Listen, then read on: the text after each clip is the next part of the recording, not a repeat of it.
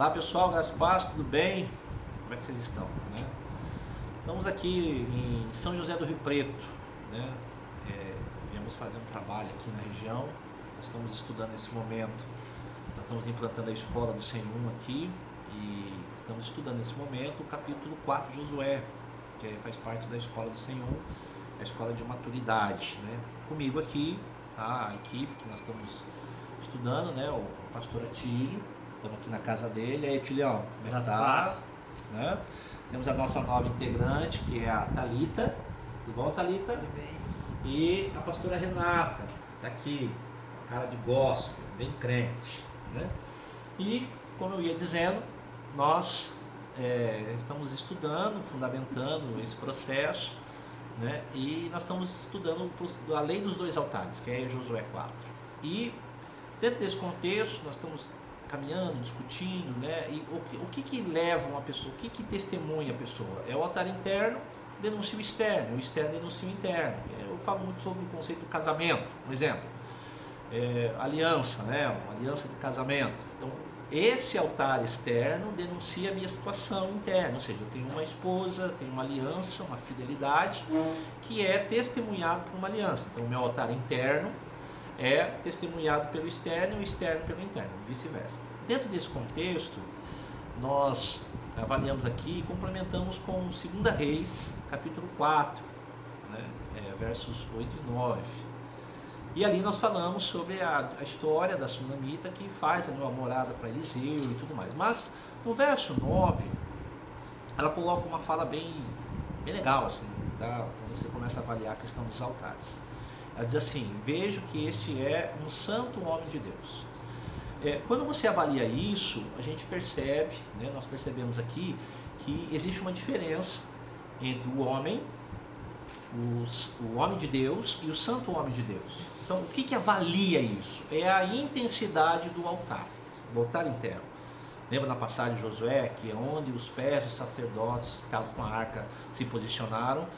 12 homens pegaram pedras dali e fizeram um monumento em Gilgal para testemunhar para os filhos dos filhos e assim vai.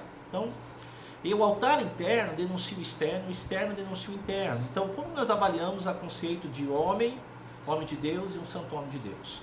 Então, funciona assim: um homem, ele é pautado, ele pode ter assim as experiências de uma vida em Deus, o arrependimento do Jordão, se posicionar em alguns vícios, viver algumas mudanças, porém ele é ainda movido pelos sentimentos carnais. Eu costumo chamar isso de um homem carnal, sabe? O crente carnal.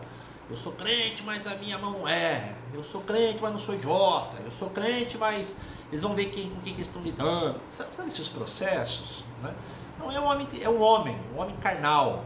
Ele vai até uma altura e para. Então, o princípio do altar dele precisa fazer algumas mudanças bem intensas. Depois tem o homem de Deus. Quem é esse homem de Deus? O altar dele está fundamentado, ele tem boas intenções, ele é uma pessoa que estabelece alguns princípios, deixa alguns modos assim da antiga natureza, ele caminha nesse trecho, só que ele começa agora, para manter esse altar, ele começa a estabelecer regras, doutrinas. São aqueles homens religiosos, doutrinários, aqueles líderes, aqueles pais de família que se convertem, fica chatão, né? Não pode isso, não pode ver televisão. O que mais, Atílio? Não pode jogar videogame com jogo de violência, não pode comemorar Natal, não pode a Páscoa, não existe, aqueles negócios, coelho não põe ovo, né? Sabe aquelas conversas? Árvore de Natal é pecado, é do demônio e tal. Então ele começa a estabelecer regras. É um homem de Deus. Ele sente: eu sou um homem de Deus. Funda o ministério quando a igreja que ele está já não dá mais assim alcance para as maluquices dele. Aí põe o nome dele na placa, fundado pelo pastor missionário e tal.